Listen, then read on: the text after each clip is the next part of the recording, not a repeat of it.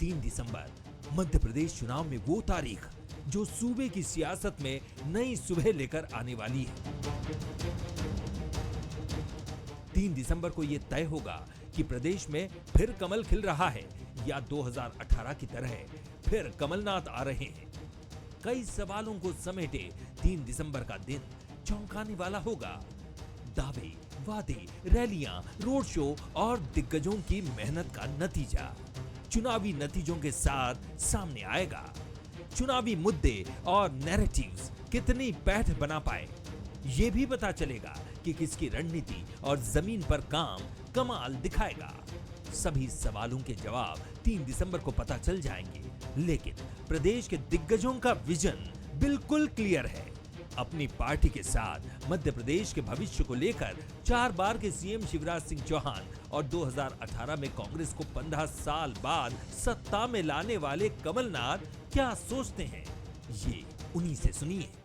शिवराज जी का मन मांगे मोर, क्या मांग रहा है और मध्य प्रदेश हमने पूरा आत्मनिर्भर मध्य प्रदेश का रोड मैप तैयार किया है। तो कई तरह के क्रांतिकारी बदलाव मन में है। तो ये हेल्थ और एजुकेशन का मामला हो गया, एक है गुड गवर्नेंस, डिलीवरी मैकेनिज्म से लेके सुविधाएं और कैसे बेहतर मिले वो, और चौथी चीज हो गई अर्थव्यवस्था और रोजगार। आज सरलीकरण नंबर 1 चीज़ है मेरे लिए। हर चीज़ का सरलीकरण कैसे करें।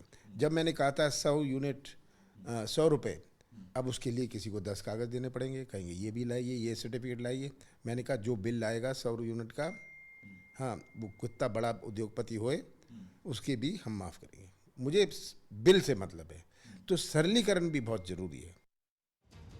3 दिसंबर को काउंटिंग के साथ ये भी साफ हो जाएगा कि प्रदेश को स्पष्ट बहुमत वाली सरकार मिलेगी या फिर 2018 की तरह जनता किसी को भी साफ बहुमत नहीं देगी। काउंटिंग के बाद ये साफ हो जाएगा कि दल बदल के फैक्टर ने जनता के मन पर क्या असर डाला। कुल मिलाकर नया सवेरा, नई सरकार और कई सवालों के जवाब लेकर आ रहा है। लेकिन इस चुनाव को लेकर एक चीज बिल्कुल साफ है, वो ये कि 2023 का चुनाव बाकी चुनाव से दिलचस्प, दिलों की धड़कनें बढ़ाने वाला और अब तक हुए चुनाव से अलग रहा है।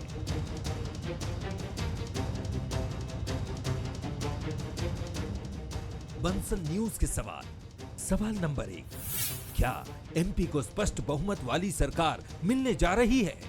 सवाल नंबर 2, क्या मध्य प्रदेश में फिर 2018 और 2020 जैसी स्थिति बन सकती है? सवाल नंबर 3, मध्य प्रदेश में निर्दलीय और तीसरा मोर्चा क्या भूमिका निभाएगा? नमस्कार, मैं हूं शरद द्विवेदी और हमारा आज का मुद्दा है नया सवेरा, नई सरकार। छोड़ो कल की बातें, कल की बात पुरानी, नए दौर में मिलकर लिखेंगे फिर से नई कहानी, हम मध्य प्रदेश वासी। नया सवेरा इसीलिए उम्मीद से भरा होता है कि वो नई बात करता है, वो पुराने के रिटॉरिक से बार बार एक ही बात को दोहराने से मुक्त होता है। अब तक हम जिस सफर में चुनाव के रहे हैं वहां यही कांग्रेस कहती रही बीजेपी के राज्य में घोटाले, बीजेपी के राज्य में सारी चीज़ें, महिलाओं के साथ उत्पीड़न, और बीजेपी कहती रही कि कांग्रेस का 2003 याद करिए, न सड़कें थी, न बिजली था, न पानी था। ये सब अब कल की बात है, अब नई सरकार मिलने वाली। लेकिन कई सवाल भी हैं कि क्या ये बहुमत की सरकार होगी, क्या 2018 और 2020 जैसी परिस्थितियां तो नहीं बनेंगी, यानी बहुमत नहीं होगा तो उस तरह की कोई स्थिति। और तीसरी महत्वपूर्ण बात कि किस तरह से हम आगे बढ़ेंगे। जो भी नई सरकार होगी वो द्वंद्व से मुक्त हो, परेशानी से मुक्त हो, इन तमाम मसलों को लेकर वो एक नई उम्मीद से आगे बढ़ने की कोशिश करें। जो मेहमान हमारे साथ हैं उनसे मुलाकात कर लीजिए। मेरे साथ स्टूडियो में है वरिष्ठ पत्रकार और राजनीतिक विश्लेषक दिनेश गुप्ता जी। बहुत स्वागत करता हूं दिनेश जी आपका। मेरे साथ हैं हमारे एग्जीक्यूटिव एडिटर मनोज सैनी, मैं उनका बहुत स्वागत करता हूं। और पंकज चतुर्वेदी जी हमारे साथ जुड़ रहे हैं, भारतीय जनता पार्टी के स्पोक्स पर्सन हैं, मध्य प्रदेश के लेखक हैं, बहुत अच्छे पर्यावरण संबंधी विषयों के, और मोटिवेशनल स्पीकर हैं, और बहुत सघन रूप से इस काम में वो इन दिनों जुटे भी हुए हैं। सबसे पहले दिनेश जी, कल की बातें, एक नई सुबह, नई उम्मीद, और सबसे महत्वपूर्ण बात है कि इसमें कोई एक आगे होगा, कोई एक पीछे होगा, और ये भी हो सकता है कि दोनों बराबर पे टिके हों, जैसा 2018 पे बराबर बराबर जैसी स्थिति हो। लेकिन जो भी हो, उसको बहुत अच्छे से लोकतांत्रिक परंपराओं के हिसाब से स्वीकार किया जाए, मान्य किया जाए, आगे बढ़ा जाए।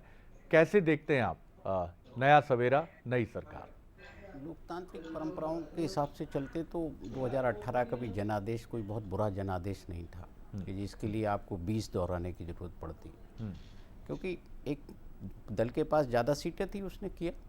फिर आपने यदि उसका पालन नहीं किया, आपने अलग तरीका अपनाया, वो अलग बात है। लेकिन जो मध्य प्रदेश का ट्रेंड है, 18 हर बार नहीं दोहराया जाता ना। पीछे भी आप देखेंगे ना कि ऐसी स्थितियां रही हैं कि क्लियर कट मैंडेट नहीं है, और आगे भी आप देखेंगे कल का सवेरा जब होगा तो फिर क्लियर कट मैंडेट आपको मिलेगा, क्योंकि यहाँ एक तो बाइपोलर पॉलिटिक्स है, और जो है अपने वोट को लेके वोटर कंफ्यूज नहीं है कि उसे किसे देना है किसे नहीं देना है। उसे पता है, जो उसने सोच लिया है और उसके हिसाब से वो वोट देता है। और ना तो वो मुद्दों पर बहुत ज़्यादा ऐसा रहता है कि कोई, जैसे बिहार वगैरह में कई बार हो जाता है कि बहुत सारे दल होते हैं, यहाँ तो दल भी नहीं है। तो यहाँ जो भी मैंडेट होगा क्लियर मैंडेट होगा, और मुझे लगता है कि हो सकता है कि 18 से बेहतर परिस्थितियाँ हों। जी मनोज, आप किस तरह देखते हैं? बिल्कुल सर जी, मैं भी यही कहूँगा कि इस बार मैंडेट किसी को भी मिलने जा रहा है, जिसको भी मिले, चाहे वो बीजेपी हो या कांग्रेस। और मुझे लगता है कि बढ़त की तरफ, मैं कहने में इसलिए नहीं है क्योंकि लगातार फील्ड में रहे हैं, लोगों से मुलाकात हुई है, अलग अलग विधानसभा सीटों को देखा, तो मुझे लगता है बीजेपी इस बार 2018 में बढ़त लेती है। अब वो कितनी बढ़त लेगी ये तो मैं नहीं कह सकता, लेकिन बहुमत की तरफ बढ़ती हुई दिखाई देगी। और इसीलिए देखिए, आप भारतीय जनता पार्टी के तमाम लीडर आज भोपाल पहुंच रहे हैं थोड़ी देर में, चाहे वो ज्योतिरादित्य सिंधिया हो, नरेंद्र सिंह तोमर हो या बाकी। इसी तरह कांग्रेस भी बहुत विश्वास में है, सुरजेवाला यहाँ मौजूद है, कमलनाथ खुद बैठे हुए, दिग्विजय सिंह खुद बैठे हुए। तो 2018 जैसी स्थिति निर्मित नहीं होगी, 2023 की तस्वीर अलग होगी, और निश्चित रूप से एक नया सूरज दिखने वाला है। नया सूरज दिखने वाला है। पंकज जी, नया सूरज, नया सवेरा, नई उम्मीद। उम्मीद से आप भी भरे हुए हैं, उम्मीद से कांग्रेस भी भरी हुई है, और उम्मीद ही वो गाइडिंग फोर्स है। आप तो मोटिवेशनल स्पीकर हैं, आप मन को समझते हैं, मन के गणित को समझते हैं। कैसे देखते हैं भारतीय जनता पार्टी की संभावनाओं पर भी आप बोलेंगे ही? शरद जी, जहां भी आप नया सवेरा शब्द प्रयोग करेंगे ना सर, तो वहाँ अपने आप सकारात्मकता का प्रवेश हो जाता है। उस शब्द में इतनी शक्ति है सर कि पॉजिटिविटी आ जाती है जी। और भारतीय जनता पार्टी ने पूरे चुनाव अभियान के दौरान, अपने 18-20 साल के सेवा काल के दौरान ये प्रयास किया कि मध्य प्रदेश को हम वहां लेकर जाएं जहां ये भारत का हृदय प्रदेश, जो देश के मध्य में स्थित, वहां पहुंचे, और बीमारू से विकसित तक का यात्रा। और मैं कांग्रेस के मित्रों से भी आग्रह करता हूं कि देखिए, राजनीति बहुत हमेशा हम लोग करते हैं, पर इस सच को शरद जी स्वीकार करना पड़ेगा कि 2003 से 2023 तक मध्य प्रदेश ने निश्चित तौर पर प्रगति करी है। आर्थिक क्षेत्र में बात करें, शिक्षा के क्षेत्र में बात करें, स्वास्थ्य की बातचीत करें, मैं इससे भी इनकार नहीं करता कि कहीं कहीं अपूर्णता है। आप पूर्णता तो मुझे लगता है मशीन होती है, यदि उसमें भी कहीं ना कहीं कोई कमी आती है तो ऐसी तो व्यवस्थाएं हैं और तंत्र की कोई ना कोई विसंगति कई बार सामने आती है, जिसमें प्रतिपक्ष प्रहार भी करता है, उनका अधिकार है, इस पर आपत्ति नहीं है। पर भारतीय जनता पार्टी जो भी डार्क साइड है, जो भी डार्कनेस है इस चुनाव के पहले की और उसके पहले की, उसको छोड़ के सर एक नई आभा के साथ मध्य प्रदेश को आगे लेकर जाना चाहती है। और जैसा भारतीय जनता पार्टी ने कहा सर कि जो बीमारू से विकसित तक की यात्रा है, ये लक्ष्य प्राप्ति नहीं है सर, ये तो एक आराम है कि बीमारू से विकसित हुए, अब इसको स्वर्णिम बनाना सर। ऐसा ऐतिहासिक मध्य प्रदेश कि आने वाले 5 साल बाद पूरे देश में टॉप 3 स्टेट में मध्य प्रदेश हो। संभवतः कांग्रेस की प्रगति की बात करती होगी, लेकिन उनका काम करने का तरीका, उनका विजन, उनकी अप्रोच, उनका माइंडसेट, उनकी टैक्टिक्स, पॉलिटी, प्रोसेस, प्रोसीजर सब अलग है। तो मैं तो निश्चिंत हूँ, भाजपा का हर कार्यकर्ता चरजी निश्चिंत तो है कि कल जब परिणाम सामने आएगा तो 150 का जो लक्ष्य भारतीय जनता पार्टी परिवार ने तय किया था, जन कृपा से, कार्यकर्ताओं के श्रम से और विकास की भिन्न भिन्न योजनाओं के आधार पर भारतीय जनता पार्टी उस लक्ष्य को आसानी से स्पर्श करेगी। पूरे चुनाव में सर जी एक बार भी किसी भारतीय जनता पार्टी के कार्यकर्ता के मन में नहीं सर, स्वप्न में कभी ये विचार नहीं आया कि भारतीय जनता पार्टी को किसी प्रकार का असुविधा या कठिनाई लक्ष्य प्राप्ति में, क्योंकि आपने सेवा इतनी करी है और जैसा प्रतिसाद है। हम तो एग्जिट पोल की शर्त बात ही नहीं कर रहा, वो उनका विषय, उनका आदर है, पर जो भारतीय जनता पार्टी के कार्यकर्ता जो मतदान की प्रक्रिया से जुड़े होते हैं, उनका स्पष्ट संदेश है कि निश्चिंत रहिए, जी अब की बार जन समर्थन अपार, फिर भाजपा की सरकार।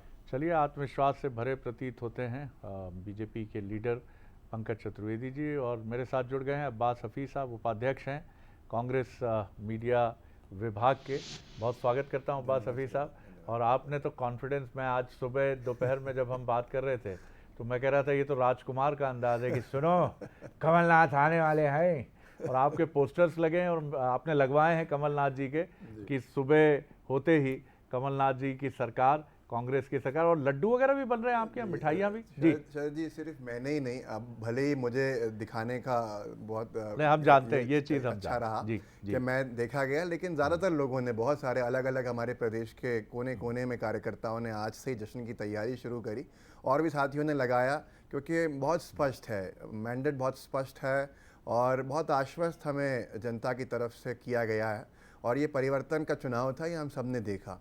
यहाँ तक कि एग्जिट पोल्स की भी अगर बात किया, 2 एग्जिट पोल्स को छोड़ दिया जाए तो सर्वाधिक एग्जिट पोल्स हमारे पक्ष में रहे, और एक वोट शेयर भी सी वोटर का जो रहा 44% का कांग्रेस पार्टी को देता हुआ दिखाई दिया। हमारे नेता भी आश्वस्त हैं, हमारा हर एक कार्यकर्ता उत्साहित है, और कल बहुत स्पष्ट हो चुका होगा, कल हम इस वक्त यहाँ बैठे होंगे, चर्चा कर रहे होंगे नई सरकार को लेकर, और नए मुखिया मध्य प्रदेश को मिलने जा रहे हैं, तो उत्साह भी है और खुशी भी है, और वो मेहनत का जो फल है वो मिलने वाला है, उस सब को लेकर है, तो बहुत आश्वस्त हैं।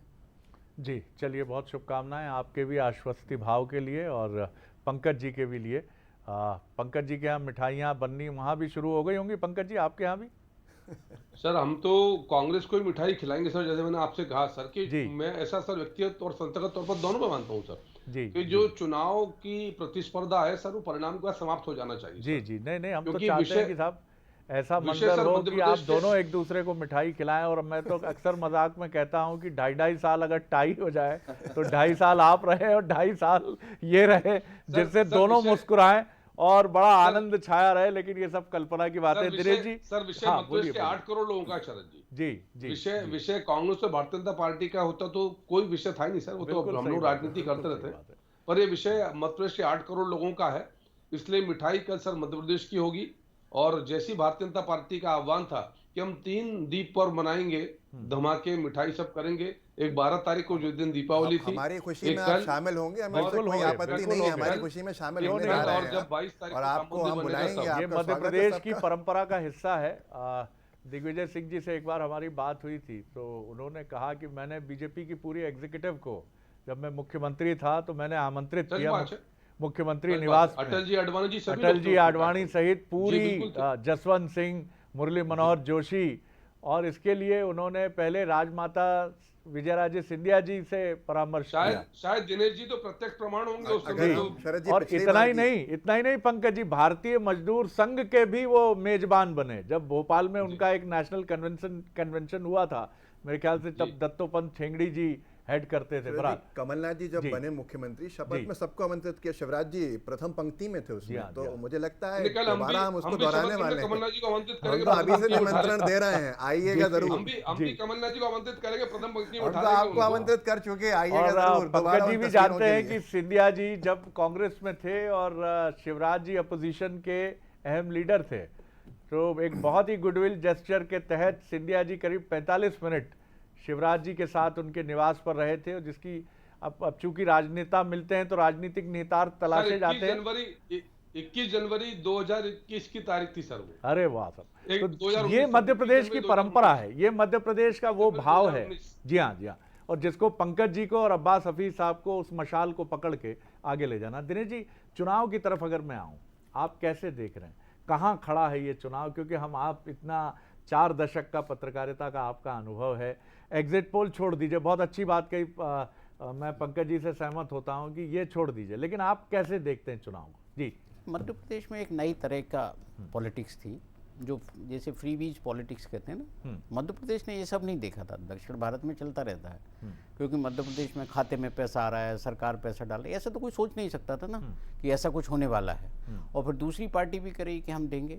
आप देखिए ना कि इलेक्शन के पहले बड़े बड़े ये छपे कि हम चुनाव में जीतेंगे तो आपको क्या क्या देंगे, मुफ्त में क्या देंगे, हमारे पैकेज में कितने हज़ार रुपए, इनके पैकेज में कितने हज़ार। तो मुद्दों की तो बात ही नहीं हो रही थी। ये कह रहे थे कि हम आपकी जेब में कैश कितना ट्रांसफ़र करेंगे। कोई ये बात नहीं कर रहा था कि आगे जो है किस तरह का इंफ्रास्ट्रक्चर होगा, किस तरह का हम कितने स्कूल खोले जाएंगे, कितने कॉलेज खोले जाएंगे। ये सब बातें तो अब ख़त्म हो गई लगता है राजनीति में।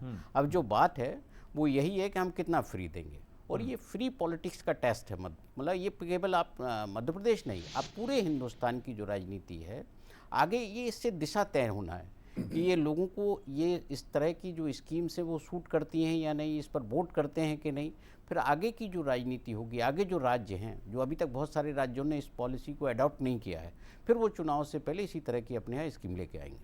जी, तो ये काफ़ी इम्पोर्टेंट है। और क्या आप इससे सहमत हैं कि बहुत कांटे का मुकाबला है और आज भी हम जब चंद घंटे बचे हैं मतगणना के लिए, और कह सकते हैं एग्जैक्टली करीब करीब 12.5 घंटे बचे हैं, तो भी हम क्या ये कह सकते हैं कि किसकी सरकार? नहीं, देखिए, सरकार तो जो एक प्रोडिक्शन तो इस मामले में करना नहीं चाहिए, क्योंकि जो 5 करोड़ से ज़्यादा वोटर है, यदि आप 77%, 78% पोल कर रहा है तो आपका प्रोडिक्शन 100% गड़बड़ हो जाएगा। क्योंकि मध्य प्रदेश की जो विविधता है, आप देखिए ना कि भिंड का चुनाव हमने पिछली बार देखा था कि भिंड के चुनाव परिणाम ग्वालियर चंबल में कहाँ मिल रहे थे। तो कुछ भी हो सकता है। आप ये कह सकते हैं कि हाँ, जो इस बार जो चुनाव है इसमें कांटे की टक्कर जैसा नहीं था। जिसने अच्छे से मैनेज किया, जो मैनेजमेंट का, जिसको आप ये भी मानते हैं प्रत्याशियों का चुनाव था, पार्टी का उतना नहीं था जितना चेहरों का चुनाव था? बिल्कुल, ये इंडिविजुअली चुनाव था। जो कैंडिडेट है उसका अपना मैनेजमेंट का चुनाव था। बाकी जितने भी आप नैरेटिव तैयार हो रहे थे, आप देखिए ना, कांग्रेस तो कोई नैरेटिव पर चली नहीं रही थी। वो तो ये केवल अपना वो चल रही थी कि चेंज की बात कर रही थी कि जनता बदलाव चाहती है। नैरेटिव पर वर्क कर रही थी भारतीय जनता पार्टी, और अभी से नहीं कर रही थी। इस चुनाव को आप एक 4-6 महीने के मत देखिए। आप मार्च 2020 के बाद भारतीय जनता पार्टी ने चुनाव लड़ना चालू किया था 23 का। तो इसमें जो उपचुनाव आए थे वो उसने उस उपचुनाव जीते और अपनी सरकार मजबूत की। और उसी के बाद उसने एक अपनी तैयारी कर ली थी कि जो 23 के नतीजे हैं वो 18 के नतीजों को से बेहतर करना चाहती थी। और आखिरी में आप देखने, कई बार शिवराज जी ने कहा कि उनके तर्कस में बहुत सारे तीर हैं, उन्होंने सारे तीर इस बार चलाए। और इस तीर के हिसाब से वो देख रहे हैं कि जो नैरेटिव बना कि नहीं बना। जो बात होती है ना, लाडली बहना, तो आप कई डाटा देखिए जिसमें देखिए लोग कहते हैं पोलिंग परसेंटेज हाई है। तो इतना आप मान रहे हैं कि शिवराज जी ने अपने सारे अस्त्र शस्त्रों का उपयोग कर डाला इस चुनाव में? अब मुझे लगता है उनके तर्कस में अब कोई तीर बाकी नहीं है जो आगे की राजनीति को ले जाए। जी, तो मतलब सब कुछ, यानी कितना महत्वपूर्ण चुनाव था आपका, ये कथन हमें बताता है। कमलनाथ जी के तर्कश में कुछ बचा है कि उन्होंने भी पूरा उपयोग कर लिया? नहीं, वो तो आप देखिए कि तर्कस तो लेके नहीं चलते। उनकी जो राजनीति का तरीका है वो तो जो है अपना, आप देखिए 18 से 23 तक की पूरी राजनीति देखिए। जी, ना तो उनकी आरोप प्रत्यारोप की राजनीति है, बिल्कुल सही बात, ना वो उस तरह की पॉलिटिक्स करते कि बहुत ज़्यादा बड़े बड़े सपने दिखा रहे हैं। वो क्लियर कट पॉलिटिक्स उनकी जो है, जो विजन पॉलिटिक्स की जो बार बार बात करते हैं ना, कई बार लगता है कि टेलीविजन और विजन, यदि आप उनके साथ कभी 24 घंटे बैठ जाइए तो हो सकता है कि आपको लगे कि हाँ, एक्चुअल में मध्य प्रदेश का जो डेवलपमेंट है वो इसी पे हो सकता है। और कई बार हम लोग भी ये सोचते हैं कि एक तरफ जहाँ फ्री बीज हैं, घोषणाएं हैं, घोषणाओं का युद्ध है, उसमें एक ऐसा भी राजनेता जो कहता है कि अगर आपका 100 वाट का, हमने 100 आपके यूनिट का बिजली बिल अगर हमने माफ़ किया है तो वो जाता है तो मुझे सरलीकरण करना है, क्योंकि वो 10 कागज़ मांगते हैं उससे विद्युत मंडल के अधिकारी, ये ले आओ, आधार कार्ड कहाँ है, तो ये कनेक्शन नहीं है। मैंने कहा भैया उसका सिर्फ बिजली का बिल देखो, अगर वो कोई उद्योगपति भी है, अगर उसने 100 यूनिट बिजली उपयोग किए तो माफ़ करो, सिर्फ एक कागज़ देखो। ये विजन क्या लोगों को समझ आता है, या लोगों को समझ आता है कि नहीं साहब? हालांकि खुद कांग्रेस भी उसी रास्ते पर है, कमलनाथ जी अपनी राजनीति की धारा जिस भी तरह से विकास को लेकर चले हों, लेकिन उन्हें भी उसी मार्ग को तो अपनाना पड़ा है, उनकी पार्टी को, खुद उनको भी। अब्बास हफीज़ साहब, ये भी एक बड़ी मजबूरी की बात रहती है कि आपको जब युद्ध लड़ना पड़ता है तो अपने प्रतिद्वंदी के तौर तरीके भी अपनाने पड़ते हैं। मंदिर भी जाना पड़ता है कांग्रेस को अब, हालांकि कभी उसकी बंदिश नहीं रही, लेकिन वो शायद ये मानती थी कि हम दिखाएंगे नहीं, लेकिन अब दिखाना भी पड़ता है। अब उसको ये भी बताना पड़ता है कि हमारे पास भी लॉलीपॉप इधर है, ले लो जी। शरद जी, मुझे लगता है कि ये धार्मिक विषय अगर हम बात करें तो ये सीधा सीधा संसाधन जो हैं उनकी जो तरक्की हुई है उसकी वजह से अब माइन्यूट ऑब्जर्वेशन रहता है, माइन्यूट कवरेज रहता है, माइक्रो लेवल पे कवरेज रहता है, तो वो सारी चीज़ें बहुत दिखने लगी हैं। कांग्रेस पार्टी ने आज भी धर्म को किसी राजनीतिक उसके लिए इस्तेमाल नहीं किया है कि हम राजनीतिक फ़ायदा उससे हासिल करें। ये हमारी राजनीति है। जैसे आप देखिए, कमलनाथ जी की बात चल रही थी, कमलनाथ जी ने ये सरलीकरण की बात आज कही है जब कल परिणाम आने वाले हैं। ये मतदाताओं को के ऊपर कोई असर डालने के लिए की गई बात नहीं है, ये आगे की जिम्मेदारी की बात है कि मध्य प्रदेश की जनता ने जो जिम्मेदारी देने का संकल्प ले लिया है, जो कल से जिम्मेदारी होने वाली है, उसके उनके मस्तिष्क में जो चल रहा है, जो उनके जहन में चल रहा है, वो ये चल रहा है कि उन्हें काम कैसे करना है, काम कैसे करना है, जनता को फ़ायदा कैसे पहुंचाना है। तो बड़ा डिफरेंस है दोनों की राजनीति में, कांग्रेस की और बीजेपी की, और यही अंतर है, जनता समझ रही है। तो आगे अब कल बहुत कुछ स्पष्ट भी हो जाएगा, लेकिन हमारा स्टाइल हमारा है, उनका स्टाइल उनका है। बिल्कुल सही आप कह रहे हैं, और ये हर खेलने वाले कोच का परामर्श होता है कि don't mix up with your style. आपका जो स्टाइल है, सहवाग की तरह खेलेंगे। सचिन उनको समझाते रहे कि 300 रन बनाने वाले हो। आज तक ये कारनामा किसी ने नहीं किया मुल्तान पाकिस्तान में, तभी से उनका नाम मुल्तान का सुल्तान पड़ा। लेकिन 296 पे उन्होंने 300 छक्का मार के ही पूरा किया। पंकज जी, शैली आपकी भी जो है उसी पे चलेंगे। अमित शाह जी प्रबंधन लेकर आएंगे, भूपेंद्र जी और अश्विनी वैष्णव जी अपनी रणनीति लेकर आएंगे, संगठन पूरी ताकत से जुटा रहेगा, और शिवराज जी एक नायक के तौर पर लोगों के दिलों को जीतने का काम करते रहेंगे। देखिए शरद जी, भारतीय जनता पार्टी ने तर्कश से तीर बहुत चलाए, पर सारे राजनीतिक हमने प्रयास किया कि चुनावी वातावरण कर्कश ना हो, ये प्रयास किया। और दूसरा, भारतीय जनता पार्टी की शरद जी अपनी काम करने की एक प्रक्रिया पद्धति, आप बेहतर तरीके से प्रदेश और देश की राजनीति को जानते हैं। संगठन भारतीय जनता पार्टी की शक्ति है सर।